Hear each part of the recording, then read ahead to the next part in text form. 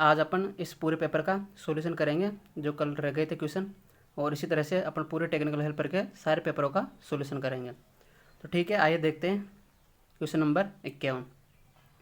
वैकल्पिक को किस में रेट किया गया है? ऑप्शन आपके सामने है, बताइए क्या होगा आंसर इसका। A option BHP, B option RPM, C option kgh, D option electron volt, E option kVA। तो बताइए। चलो देखते हैं। वैकल्पिक का मतलब होता है अल्टरनेटर। अल्टरनेटर की रेटिंग जो होती है वो होती है kVA में। तो इसका राइट आंसर हो जाएगा अपने पास ई, kVA। डी ऑप्शन की बात करें इलेक्ट्रॉन वोल्ट, तो ये ऊर्जा की इकाई होती हैं। RPM इसमें मोटर की स्पीड को मेजर करते हैं। ठीक है, नेक्स्ट क्वेश्चन देख लेते हैं। अल्टरनेटर में पोइटियर त्रिकोण का उपयोग निर्धारित करने के लिए किया जाता है। ऑप्शन आपके सामने है, बताइए क्या होगा answer. A option voltage regulation, B शक्ति तत्व, सी तुल्यकालिक प्रतिबाधा, डी रोटर करंट, या इन सभी में। तो बताइए क्या होगा इसका आंसर। आइए देखते हैं। इसका आंसर होगा वोल्टेज रेगुलेशन, यानी कि ए। तो अल्टरनेटर में पोइटियर त्रिकोण का उपयोग जो है वोल्टेज रेगुलेशन ज्ञात करने के लिए किया जाता है। वोल्टेज रेगुलेशन क्या होता है देखते हैं। वोल्टेज रेगुलेशन होता है नो लोड पर करंट, नो लोड पर वोल्टेज माइनस फुल लोड पर वोल्टेज अपॉन फुल लोड पर वोल्टेज। ये होता है वोल्टेज रेगुलेशन। ठीक है, नेक्स्ट क्वेश्चन देख लेते हैं। एक अल्टरनेटर में के लिए अंधेरे और उज्ज्वल लैंप विधि का उपयोग किया जाता है। तो बताइए क्या होगा इसका आंसर। ए ऑप्शन भार संतुलन, बी ऑप्शन लोड स्थानांतरण, सी यांत्रिक शक्ति प्रदान करना, डी तुल्यकालन, ई गति में कमी। तो बताइए इसका आंसर क्या होगा। आइए देखते हैं। डार्क और ब्राइट लैंप विधि का उपयोग अल्टरनेटर में तुल्यांकलन के लिए किया जाता है। तुल्यकालन क्या होता है, जब दो या दो से अधिक अल्टरनेटर को समांतर क्रम में संयोजित करते हैं तो उसे तुल्यकालन या सिंक्रोनाइजेशन कहते हैं। अब सिंक्रोनाइजेशन के लिए आवश्यक शर्तें क्या होती हैं। इसके लिए दोनों अल्टरनेटर की फ्रीक्वेंसी बराबर होनी चाहिए, दोनों अल्टरनेटर का फेज क्रम समान होना चाहिए, दोनों का फेज कोण समान होना चाहिए। ठीक है, नेक्स्ट क्वेश्चन देख लेते हैं। Question number 54। यदि एक अल्टरनेटर की घुमाव विद्युत रूप से 60 डिग्री से शॉर्ट पिच है तो इसका पिच कारक होगा। तो बताइए इसका आंसर क्या होगा। A option 1, B 0.866, C 0.75, D 0.28, E 0.14। तो बताइए क्या होगा इसका आंसर। चलो सॉल्यूशन देख लेते हैं। 60 डिग्री से शॉर्ट पिच है, तो ये जो है अपने पास एल्फा का मान दिया हुआ है 60 डिग्री। इसके लिए कौन सा फॉर्मूला यूज करेंगे अपन, पिच फैक्टर ज्ञात करना है। इसका फॉर्मूला होता है कोस एल्फा अपॉन 2। एल्फा का मान अपने पास 60 है, तो आइए देखते हैं। ये हो जाएगा कोस 60 अपॉन 2। यहाँ से अपने पास आ जाएगा पिच फैक्टर का मान कोस 30, और कोस 30 की जो वैल्यू होती है वो जाती है 0.866, 0.866। यानी इसका राइट आंसर जो है वो हो जाएगा बी। ठीक है, नेक्स्ट क्वेश्चन देख लेते हैं। पिच कारक EMF का अनुपात क्या है। तो बताइए क्या होगा इसका answer. A option short pitch coil के लिए full pitch coil, full pitch coil के लिए short pitch coil, C option वितरित घुमावदार करने के लिए घुमावदार फुल पिच, डी ऑप्शन वितरित घुमावदार करने के लिए केंद्रित घुमावदार, ई ऑप्शन केंद्रित घुमावदार करने के लिए वितरित घुमावदार। तो बताइए इसका आंसर क्या हो जाएगा।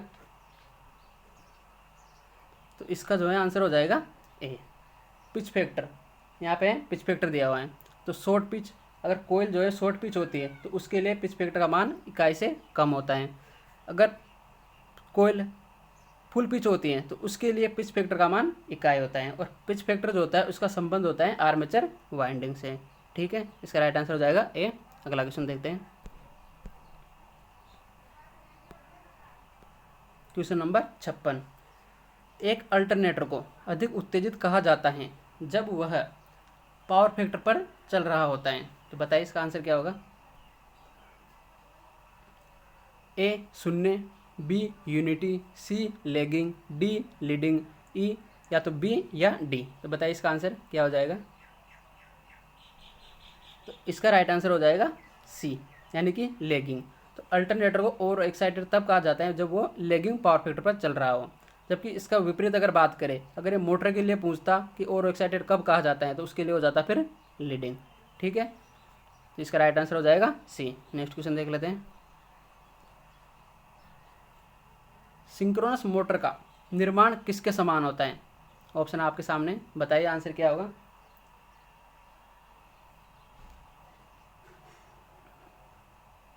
ए option DC compound motor, B option slip ring induction motor, C option DC shunt generator, D option alternator, E option transformer. तो बताइए क्या होगा इसका आंसर। तो इसका राइट आंसर हो जाएगा अपने पास डी, अल्टरनेटर। तो अल्टरनेटर और सिंक्रोनस मोटर की जो होती हैं इनकी संरचना एक समान होती हैं। ठीक है, नेक्स्ट क्वेश्चन देख लेते हैं, 58 नंबर। मुख्य पोल रोटर्स का उपयोग उच्च गति टर्बो वैकल्पिक के लिए नहीं किया जाता है क्योंकि। ऑप्शन आपके सामने, बताइए आंसर क्या होगा। यहाँ पर टर्बो वैकल्पिक का मतलब है टर्बो अल्टरनेटर। ए ऑप्शन बड़ा एडी नुकसान, बी ऑप्शन उच्च केंद्र पर सारक बल, सी विंडेज नुकसान, या डी बी और सी दोनों, या ई हानिकारक यांत्रिक आवेश। तो बताइए इसका आंसर क्या होगा। तो इसका जो है राइट आंसर हो जाएगा डी, यानी कि उच्च केंद्र प्रसारक बल और विंडेज नुकसान। मुख्य पोल रोटर, इसका मतलब होता है सेलिएंट पोल रोटर, और सेलिएंट पोल रोटर का उपयोग अपन निम्न गति के लिए करते हैं, जबकि टर्बो अल्टरनेटर के लिए अपन सिलेंड्रिकल रोटर का यूज करते हैं। तो इसका राइट आंसर हो जाएगा डी। ठीक है, नेक्स्ट क्वेश्चन देख लेते हैं, 59। अल्टरनेटर में कितनी पर्ची छल्ले होते हैं। बताइए इसका आंसर क्या होगा। पर्ची छल्ले का मतलब है स्लिप रिंग होते हैं। बताइए। A option 0, B 1, C 2, D 3 या ई 4। बताइए क्या होगा इसका आंसर। तो इसका राइट आंसर हो जाएगा 2। अल्टरनेटर में 2 स्लिप रिंग की आवश्यकता होती है। क्यों होती है, तो फील्ड वाइंडिंग को डीसी सप्लाई देने के लिए 2 स्लिप रिंग की आवश्यकता होती है। ठीक है, नेक्स्ट क्वेश्चन देख लेते हैं, 60 number. Unity load power factor पर एक वैकल्पिक, इसका मतलब होता है अल्टरनेटर, के मुख्य फील्ड प्रवाह पर आर्मेचर प्रतिक्रिया का क्या प्रभाव है। बताइए आंसर क्या होगा। ए ऑप्शन नाम मात्र, बी चुंबकत्व, सी डी चुंबकत्व, डी क्रॉस चुंबकत्व, ई गैर चुंबकत्व। तो बताइए इसका आंसर क्या होगा। यूनिटी पावर फैक्टर की बात कर रहे हैं, तो यूनिटी पावर फैक्टर के लिए इसका आंसर हो जाएगा क्रॉस मैग्नेटाइजिंग। क्रॉस मैग्नेटाइजिंग जब होता है उसको पावर फैक्टर यूनिटी होता है। ये आर्मेचर रिएक्शन होते हैं, 3 प्रकार की होती हैं, क्रॉस मैग्नेटिक, मैग्नेटाइजिंग और डीमैग्नेटाइजिंग। तो क्रॉस मैग्नेटाइजिंग में तो पावर फैक्टर यूनिटी होता है, जबकि बात करें अगर मैग्नेटाइजिंग तो उसके लिए 0 लीडिंग होता है। बात करें डीमैग्नेटाइजिंग की तो वहाँ पे 0 लैगिंग होता है। अब ये आर्मेचर रिएक्शन क्या होती है। आर्मेचर फ्लक्स का मेन फ्लक्स पर प्रभाव ही आर्मेचर रिएक्शन कहलाता है। ठीक है, यहाँ पे इसका राइट आंसर हो जाएगा डी। नेक्स्ट क्वेश्चन देख लेते हैं, 61। यदि एक वैकल्पिक की गति आधे से कम हो जाती है तो इसके उत्पन्न ईएमएफ हो जाएगी। बताइए इसका आंसर क्या होगा। यहाँ पर वैकल्पिक का मतलब अल्टरनेटर है। ठीक है, ए ऑप्शन 2 गुना, बी 3 गुना, सी आधा, डी 1/3 या ई 1/4। बताइए इसका आंसर क्या होगा। तो ये इसमें गति को आधी कर रहा है, हाफ कर रहा है। तो ईएमएफ जो होता है वो डायरेक्टली प्रोपोर्शनल होता है स्पीड के। अगर स्पीड को अपन हाफ करते हैं तो अपने पास ईएमएफ भी आधा हो जाएगा। तो इसका राइट आंसर हो जाएगा सी। ठीक है, नेक्स्ट क्वेश्चन देख लेते हैं, 62। 3 फेज डेल्टा कनेक्शन में लाइन वोल्टेज गुना फेज वोल्टेज हैं। ऑप्शन आपके सामने, बताइए क्या होगा आंसर। ए √3, बी 1/√3, सी 1 या डी 2 और ई में 3। बताइए इसका आंसर क्या हो जाएगा। चलो देख लेते हैं आंसर। डेल्टा कनेक्शन, तो इसमें जो होता है लाइन वोल्टेज और फेज वोल्टेज दोनों बराबर होती हैं, तो इसका राइट आंसर हो जाएगा सी। जबकि बात करें डेल्टा में करंट की, तो लाइन करंट जो होता है वो √3 गुना होता है फेज करंट का। ठीक है, नेक्स्ट क्वेश्चन देखते हैं। Question number 63। Transformer circuit mode में मूल हानि को किस रूप में दर्शाया जाता है। मूल हानि, यहाँ पर मूल हानि का मतलब है कोर लॉस। ठीक है, बताइए इसका आंसर क्या होगा। ए ऑप्शन सीरीज प्रतिरोध, बी सीरीज अधिष्ठापन, सी शंट प्रतिरोध, डी शंट अधिष्ठापन या ई सीरीज श्रृंखला क्षमता। तो बताइए इसका आंसर क्या होगा। तो इसका जो है राइट आंसर हो जाएगा शंट प्रतिरोध। मूल हानि यानी कि कोर लॉस की बात कर रहे हैं। कोर लॉस क्या होता है, कोर लॉस इसमें आयरन लॉस होता है कोर में, तो आयरन लॉस 2 प्रकार का होता है, एडिकरेंस लॉस प्लस हिस्टेरिसिस लॉस। तो इसका राइट आंसर हो जाएगा यहाँ पर शंट प्रतिरोध। ठीक है, नेक्स्ट क्वेश्चन देख लेते हैं। 64।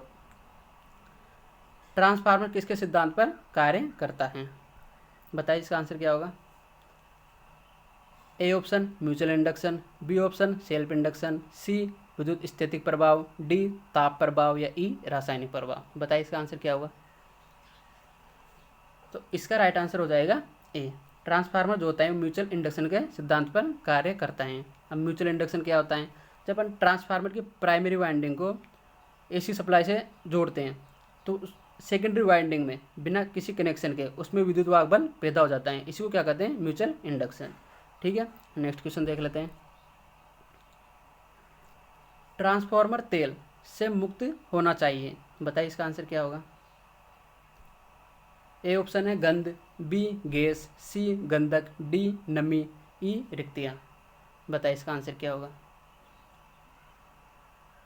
तो ट्रांसफार्मर जो तेल हैं वो नमी से मुक्त होना चाहिए, यानी कि उसमें नमी नहीं होनी चाहिए। अब बात करें ट्रांसफर तेल की विशेषता, इसकी क्या क्या विशेषता होनी चाहिए। पहला तो यही होगा कि नमी से मुक्त होना चाहिए और ये अच्छा अचालक होना चाहिए, यानी कि इंसुलेटर होना चाहिए। उसका ज्वलन बिंदु जो होता है वो उच्च होना चाहिए, मतलब जल्दी से आग पकड़ने वाला नहीं होना चाहिए। बात करें इसकी विस्कोसिटी, तो विस्कोसिटी लो होनी चाहिए। विस्कोसिटी क्या होती है, विस्कोसिटी वो अगर लो होती है तो तेल जो है सरलता से बह सकता है। ठीक है, नेक्स्ट क्वेश्चन देख लेते हैं। एक ट्रांसफार्मर की प्रेरित प्रतिक्रिया किस पर निर्भर करती है। बताइए इसका आंसर क्या होगा।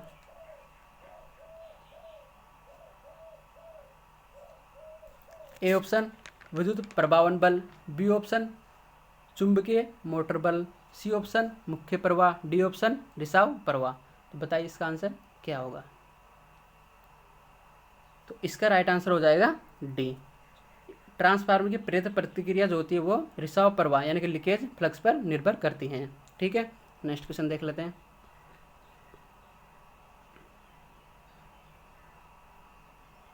(67) विभिन्न घुमावों के बीच रोधन परीक्षण करते समय श्रेणी में जुड़े परीक्षण लैंप होंगे यदि घुमाव के कुछ हिस्सों में शॉर्ट परिपतन होता है। तो बताइए इसका आंसर क्या होगा। ए ऑप्शन अदीप्ति, बी पूर्ण प्रकाश के साथ दीप्ति, सी मंद दीप्ति, डी फ्यूज हो जाएंगे या फिर ए या बी। तो बताइए इसका आंसर क्या होगा। तो 67 का जो है आंसर होगा पूर्ण प्रकाश के साथ दीप्त। क्वेश्चन बोल रहे हैं कुछ हिस्सों में शॉर्ट सर्किट हो जाता है, यदि कुछ टर्न शॉर्ट हैं तो पूरी वोल्टेज लैंप को मिलेगी और लैंप पूर्ण प्रकाशित होगा क्योंकि इसमें वोल्टेज ड्रॉप नहीं होगा, इसलिए इसका राइट आंसर हो जाएगा बी। ठीक है, नेक्स्ट क्वेश्चन देख लेते हैं।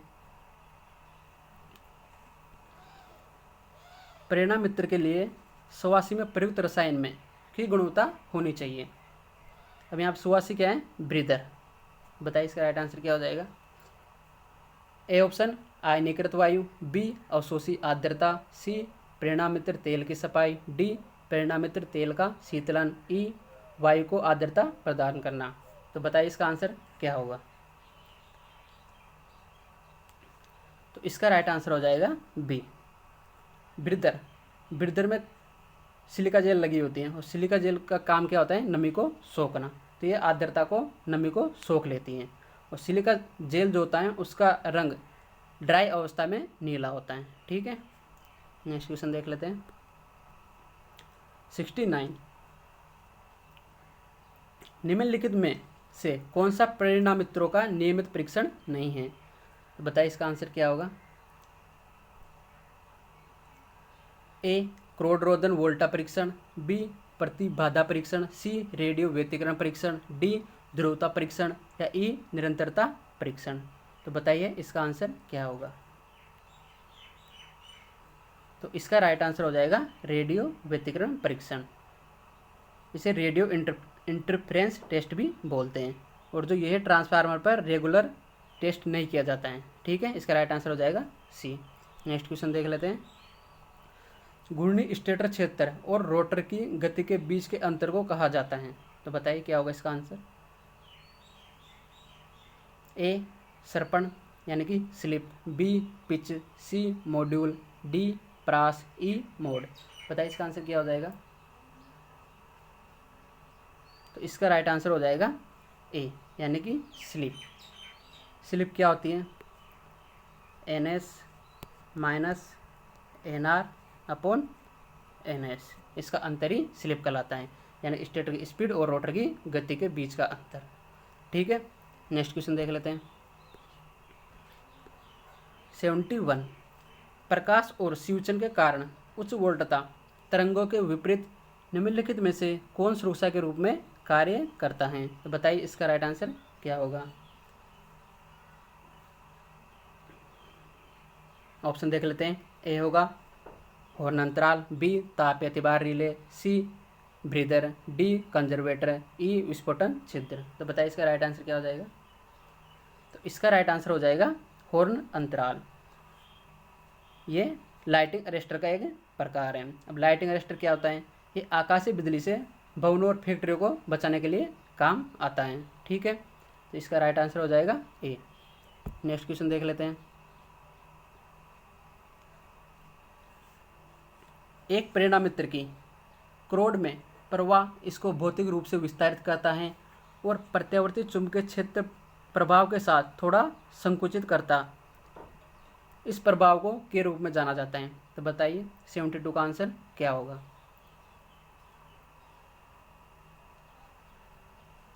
सेवेंटी टू का राइट आंसर हो जाएगा डी। क्वेश्चन बोल रहा है परिणामित्री कोर इसको विस्तारित और संकुचित होता है, तो ये होता है चुंबकीय विरूपण के कारण, यानी कि मैग्नेटिक डिस्टोर्शन के कारण। ठीक है, नेक्स्ट क्वेश्चन देख लेते हैं। निम्न में से कौन सा परिणामित्र पर उपयुक्त नहीं है, यानी कि इनमें से कौन सा है जो परिणामित्र का भाग नहीं है। तो बताइए क्या होगा आंसर। ए दिक् परिवर्तक, बी स्वासी, सी कंजर्वेटर, डी बकोल्ज रिले या इनमें से कोई नहीं। तो बताइए क्या होगा इसका राइट आंसर। तो इसका राइट आंसर हो जाएगा ए कम्यूटेटर, क्योंकि कम्यूटेटर डीसी मोटर में होता है। ठीक है, नेक्स्ट क्वेश्चन देख लेते हैं। बाहर स्थितियों के तहत दो समान परिणामित्रों की दक्षता को द्वारा निर्धारित किया जा सकता है। ऑप्शन आपके सामने, बताइए आंसर क्या होगा। चलो देख लेते हैं। A option back to back परीक्षण, बी लघु परिपतन परीक्षण, सी खुला परिपथ परीक्षण, डी पारद्युतिक परीक्षण या सभी। बताइए इसका राइट आंसर क्या हो जाएगा। तो इसका राइट आंसर हो जाएगा बैक टू बैक टेस्ट, क्योंकि बैक टू बैक टेस्ट में दो समान परिणामित्रों की आवश्यकता होती है। और बैक टू बैक टेस्ट का दूसरा नाम होता है संपनर टेस्ट। इस टेस्ट से अपन iron loss, copper loss, efficiency तथा तापमान ज्ञात कर सकते हैं। और इस टेस्ट में अपन को दो ट्रांसफार्मर की आवश्यकता होती है जो कि समान होते हैं। और इस टेस्ट की कॉस्ट दो ट्रांसफार्मर होने के कारण अधिक हो जाती है। ठीक है, नेक्स्ट क्वेश्चन देख लेते हैं। प्रेरण मोटर में घूर्णन चुंबकीय क्षेत्र की गति को के रूप में जाना जाता है। तो बताइए इसका आंसर क्या होगा। ए सर्पण गति, बी प्रभावी गति, सी शेफ्ट गति, डी तुल्यकालिक गति या ई अतुल्यकालिक गति। तो बताइए इसका आंसर क्या होगा। तो इसका राइट आंसर हो जाएगा डी, क्योंकि जो चुंबकीय क्षेत्र की जो गति होती है वो तुल्यकालिक गति होती है, यानी कि वो सिंक्रोनस स्पीड होती है। ठीक है, नेक्स्ट क्वेश्चन देख लेते हैं 76। यदि सिंगल फेज मोटर का कैपेसिटर शॉर्ट परिपथ है तो मोटर ए प्रारंभ नहीं होगी, बी समान दिशा में चलेगी, सी लघुकृत गति पर चलेगी, डी उत्क्रमित दिशा में चलेगी, या ई इनमें से कोई नहीं। तो बताइए इसका राइट आंसर क्या होगा। चलो देख लेते हैं इसका राइट आंसर क्या होता है। तो इसका राइट आंसर हो जाएगा ए। क्वेश्चन बोल रहा है सिंगल फेज मोटर का कैपेसिटर शॉर्ट हो जाता है। यदि कैपेसिटर शॉर्ट हो जाता है तो कोई स्टार्टिंग टॉर्क नहीं बनेगा और मोटर स्टार्ट नहीं होगी। ठीक है, नेक्स्ट क्वेश्चन देख लेते हैं 77। संधारित्र के प्रारंभ में और मोटरों को चलाने में सहायक घुमाव के साथ श्रेणी में चल रहे संधारित्र का कार्य। तो बताइए क्या होगा इसका आंसर। ऑप्शन देख लेते हैं। शक्ति घटक को सुधारना, बी बला गुण में अस्थिरता को घटाना, सी अतिभार क्षमता को बढ़ाना, डी बला गुण को सुधारना, या ई ए और डी दोनों। तो बताइए इसका राइट आंसर क्या होगा। चलो देख लेते हैं। तो इसका राइट आंसर हो जाएगा शक्ति घटक को सुधारना। तो क्वेश्चन बोल रहा है श्रेणी में चल रहे संधारित्र, यानी जो रनिंग में जो कैपेसिटर लगा रहता है उसका कार्य क्या होता है। तो रनिंग में जो कैपेसिटर लगा रहता है उसका कार्य होता है पावर फैक्टर को सुधारना। ठीक है, नेक्स्ट क्वेश्चन देख लेते हैं 78।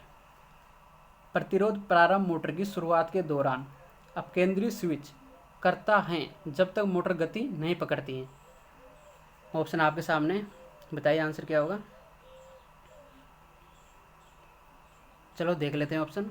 ए प्रारंभ घुमाव को बंद और संयोजित, बी चलित घुमाव को बंद और संयोजित करता है लेकिन प्रारंभ घुमाव को असंयोजित, सी चलित घुमाव को खोलता और असंयोजित करता है, डी प्रारंभ घुमाव को खोलता और असंयोजित करता है, या ई ए या बी। तो बताइए इसका राइट आंसर क्या होगा।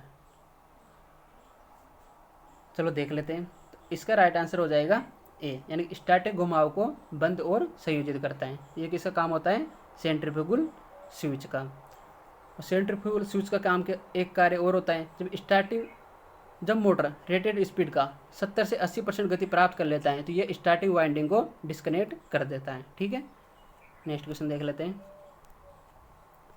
79। एक हिस्टैरिसीस मोटर के सिद्धांत पर कार्य करती है। तो बताइए इसका आंसर क्या होगा। ऑप्शन देख लेते हैं। ए एडी द्वारा हानि, बी रोटर का चुंबकीकरण, सी शेतिल्य हानि, डी विद्युत चुंबकीय प्रेरण, ई विद्युत स्थैतिक प्रभाव। तो बताइए इसका आंसर क्या होगा। चलो देख लेते हैं। तो इसका राइट आंसर हो जाएगा शेतिल्य हानि, यानी कि हिस्टैरिसीस हानि। तो हिस्टैरिसीस जो मोटर होती है वो हिस्टैरिसीस लॉस के सिद्धांत पर ही कार्य करती हैं। हिस्टैरिसीस जो मोटर होती है इसका जो रोटर होता है वो अचुंबकीय पदार्थ यानी कि क्रोम स्टील का बना हुआ होता है और इस रोटर पर कोई भी टीथ या वाइंडिंग नहीं होती है और ये मोटर शांत प्रचालन के लिए यूज की जाती है, यानी कि कोई भी आवाज़ नहीं करती है। ठीक है, नेक्स्ट क्वेश्चन देख लेते हैं। एक प्रेरण मोटर में एक स्टेटर कुंडली आमतौर पर से निर्मित होती हैं। तो बताइए इसका आंसर क्या होगा। ऑप्शन देख लेते हैं। ए सिलिकॉन इस्पात, बी कच्चा लोहा, सी पीतल, डी कांसा, ई तांबा। तो बताइए इसका आंसर क्या होगा।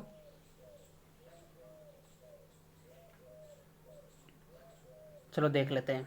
ये बात कर रहा है स्टेटर कोयल की। तो कोयल अपन जनरली किसकी लेते हैं, कॉपर की, यानी कि तांबा की।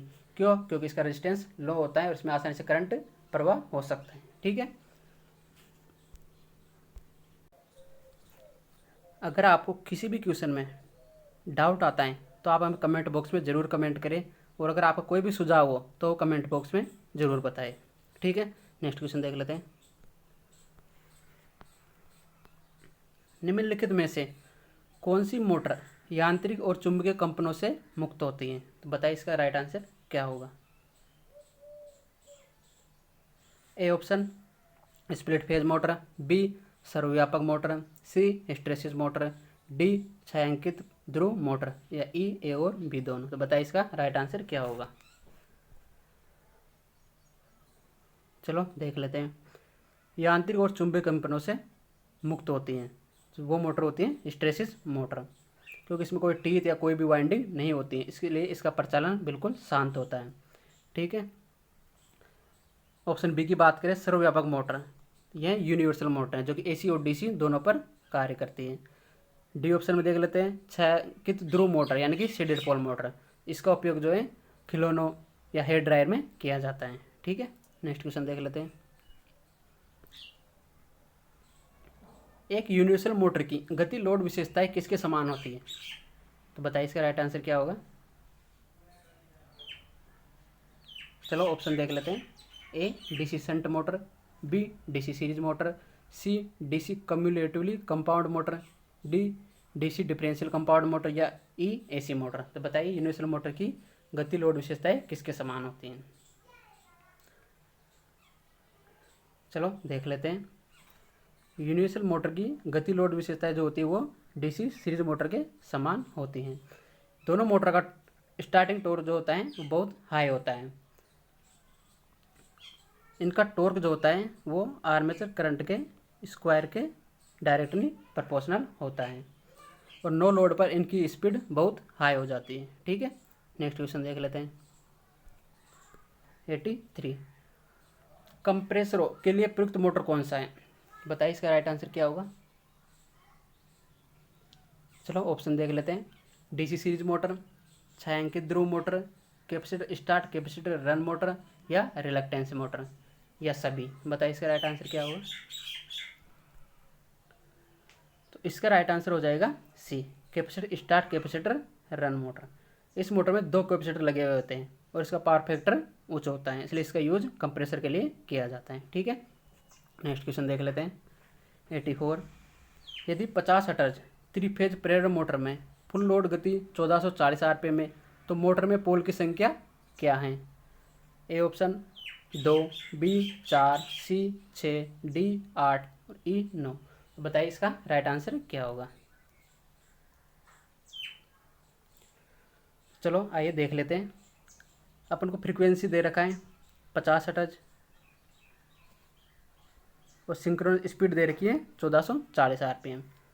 अपन को ज्ञात करना है पोल की संख्या, तो इसके लिए कौन सा फॉर्मूला लगाएंगे? एन एस बराबर 120 इंटू एफ अपॉन पी। तो इसको इस फॉर्मूले में जमा लेते हैं। ठीक है।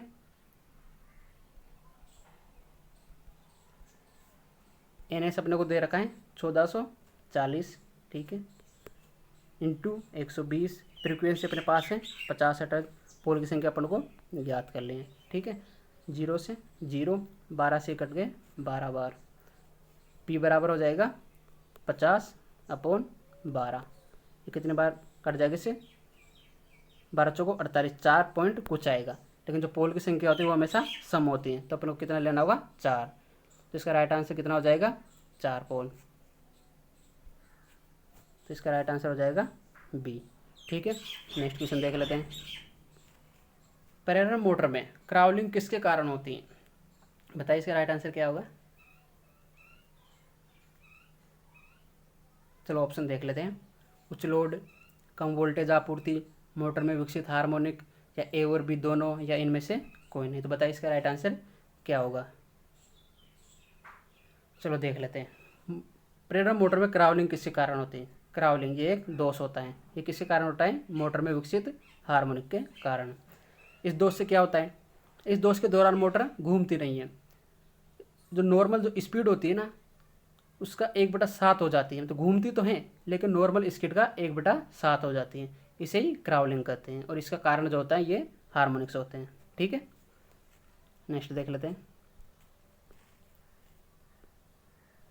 3 फेज स्क्वायरल केज प्रेरण मोटरों में रोटर कंडक्टरों को ए ऑप्शन है खुला रखा जाता है, बी स्लिप रिंग के माध्यम से शॉर्ट सर्किट किया जाता है, सी हैंड रिंग के माध्यम से शॉर्ट सर्किट किया जाता है, डी इंसुलेशन से जोड़ा जाता है, ई स्टेटर वाइंडिंग के माध्यम से शॉर्ट सर्किट किया जाता है। तो बताइए इसका राइट आंसर क्या होगा।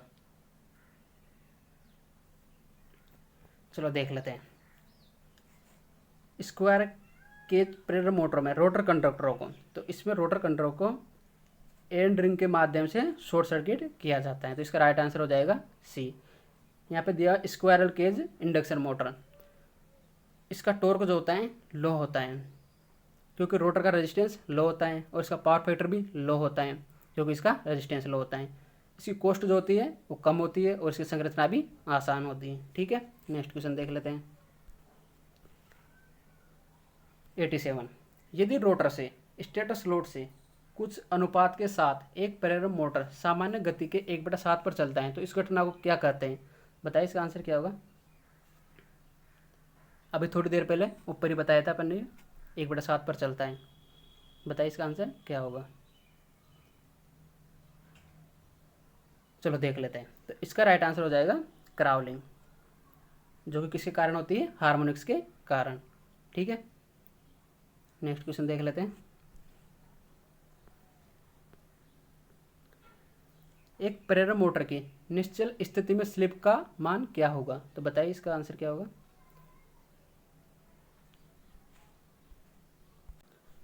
तो आइए देख लेते हैं इसका आंसर क्या होगा। निश्चल स्थिति यानी कि स्टैंड स्टिल पोजीशन में स्लिप क्या होती है? एस बराबर N S minus N R upon N S. Stand still यानी कि स्टार्टिंग कंडीशन में तो इस समय रोटर की जो स्पीड है वो जीरो हो जाती है। रोटर स्पीड जीरो हो गई, चलो देख लेते हैं यहाँ से। एस बराबर N S upon N S हो जाएगा। रोटर स्पीड तो जीरो है, एन एस गया यानी कि इकाई, तो इसका राइट आंसर हो जाएगा ए। ठीक है, स्लिप का मान हो जाएगा 1। ठीक है, नेक्स्ट क्वेश्चन देख लेते हैं। एक प्रेरण मोटर किसके सदृश होता है? बताइए इसका आंसर क्या होगा। चलो ऑप्शन देख लेते हैं। A transformer, B DC generator, C shunt motor, D synchronous motor. तो बताइए इसका आंसर क्या होगा।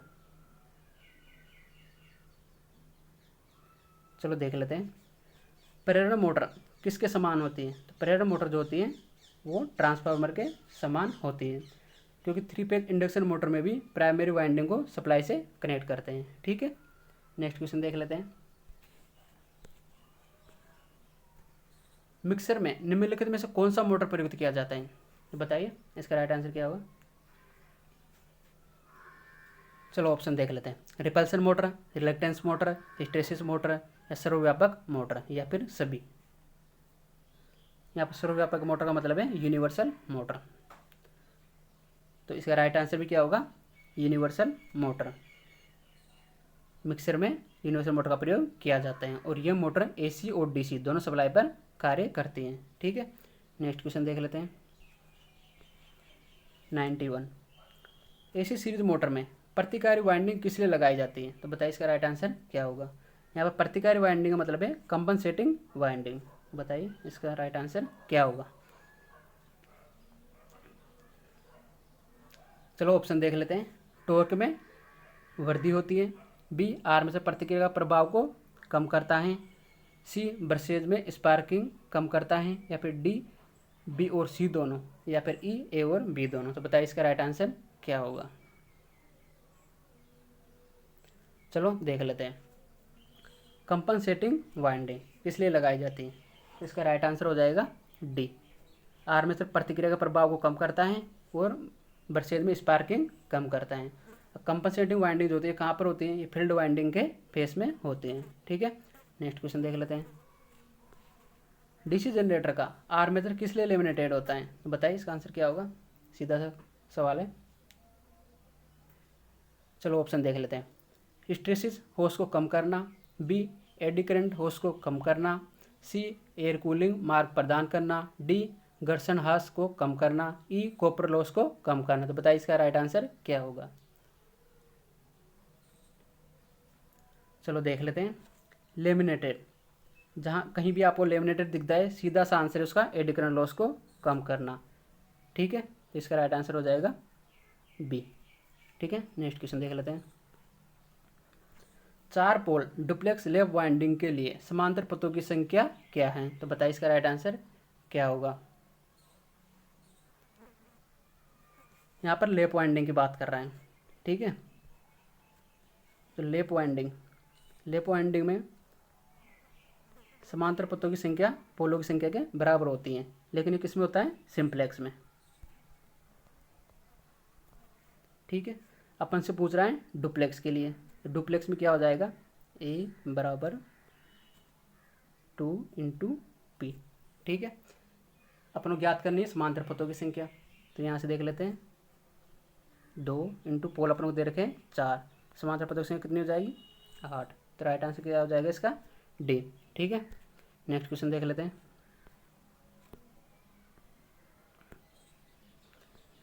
नीचे दिए गए आरेख में निम्नलिखित में से कौन सी वाइंडिंग दर्शाई गई है। तो देख लीजिए वाइंडिंग को और बताइए कौन सी वाइंडिंग है। ए ऑप्शन है single layer basket winding, B option है double layer basket winding, C option है flat loop overlap winding, D option है डायमंड कोयल वाइंडिंग और ई ऑप्शन है इवोल्यूट कोयल वाइंडिंग। तो बताइए इसका आंसर क्या होगा। चलो देख लेते हैं। इसमें ये ऊपरी हिस्सा है, ठीक है, ये निचला हिस्सा है। तो इस ये जो वाइंडिंग है ये पूर्ण होने के बाद बांस की टोकरी की तरह दिखाई देती है, इसलिए इसको बास्केट वाइंडिंग कहते हैं। तो इसका राइट आंसर हो जाएगा सिंगल लेयर बास्केट वाइंडिंग। ठीक है, और जनरली 3 फेज इंडक्शन मोटरों में यही वाइंडिंग की जाती है। ठीक है, नेक्स्ट क्वेश्चन देख लेते हैं।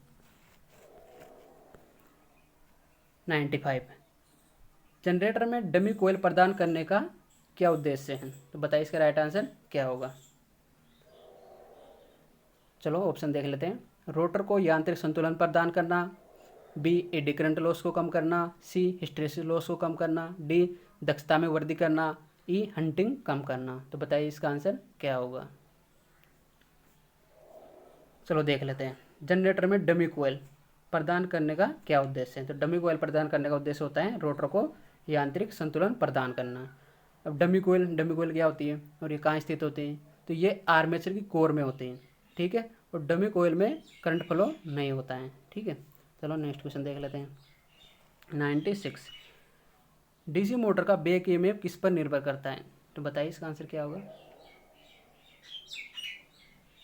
चलो ऑप्शन देख लेते हैं। ए पोल की संख्या, बी फ्लक्स प्रति पोल, सी आर्मेचर कंडक्टरों की कुल संख्या, डी आर्मेचर वाइंडिंग में समांतर पथों की संख्या, या ई सभी में। तो बताइए इसका आंसर क्या होगा।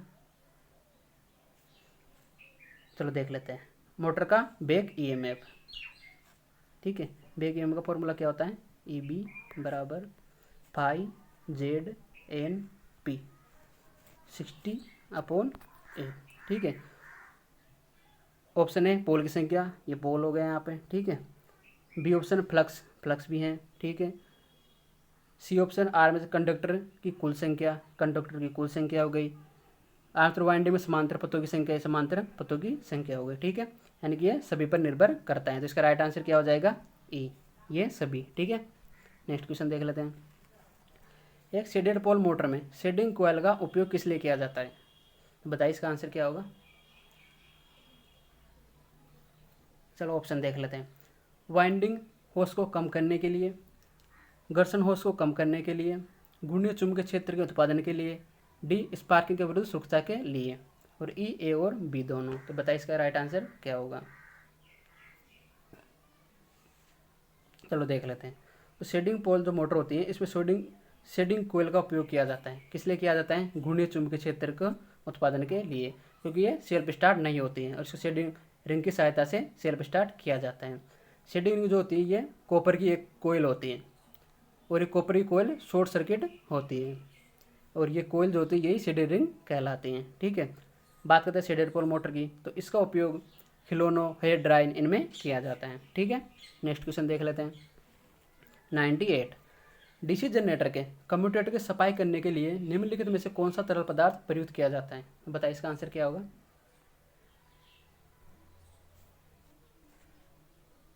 फिर देखते हैं कम्यूटेटर क्या होता है।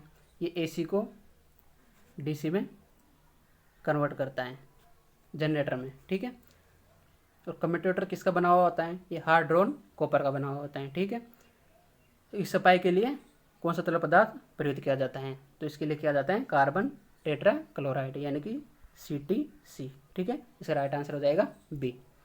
चलो नेक्स्ट क्वेश्चन देख लेते हैं। 99, डायवरेटर वाल्व्स का व्यापक रूप से उपयोग उन व्यावसायिक एप्लीकेशन की एक विस्तृत श्रृंखला में किया जाता है जिसमें, बताइए इसका राइट आंसर क्या होगा। ऑप्शन दिए गए। चलो ऑप्शन देख लेते हैं। रासायनिक विनिर्माण और प्रसंस्करण, बी कूलेंट, सी चिकित्सा और दवा सेवाएं, डी स्वच्छता और अपशिष्ट प्रसंस्करण, या फिर सभी में। तो बताइए इसका राइट आंसर क्या होगा। तो इसका राइट आंसर जो होगा वो सभी में होता है। डायबिटीज वाल्व का उपयोग जो है इन सभी में किया जाता है। ठीक है, नेक्स्ट क्वेश्चन देख लेते हैं। नेक्स्ट और आज का लास्ट क्वेश्चन है। ठीक है, एक लैप वाइंडिंग डीसी मशीन में कंडक्टर की संख्या 100 है और समांतर पथों की संख्या 10 है। औसत पिच ज्ञात कीजिए। तो बताइए इसका आंसर क्या होगा। चलो देख लेते हैं। औसत पिच, तो औसत पिच का जो फॉर्मूला होता है वो होता है चालकों की संख्या बटा समांतर पथों की संख्या। चलो देख लेते हैं। पिच ये हो जाता है चालकों की संख्या बटा समांतर पथों की संख्या यानी कि ए, और इसको दर्शाते हैं जेड से। ठीक है, यानी कि जेड अपॉन ए, जेड अपॉन ए। ठीक है, अपने को चालकों की संख्या दे रखी है 100 और समांतर पथों की संख्या 10। पिच कितनी हो जाएगी अपने पास 10, यानी कि राइट आंसर क्या हो जाएगा इसका डी। ठीक है, तो आज के लिए बस इतना ही। आपको किसी भी क्वेश्चन में कोई भी डाउट हो तो कमेंट बॉक्स में ज़रूर कमेंट करें। अगर आपका कोई भी सुझाव हो तो हमें कमेंट बॉक्स में ज़रूर बताइए। हम इसी तरीके से पूरे टेक्निकल हेल्पर के पेपर का सॉल्यूशन करेंगे। ठीक है, धन्यवाद।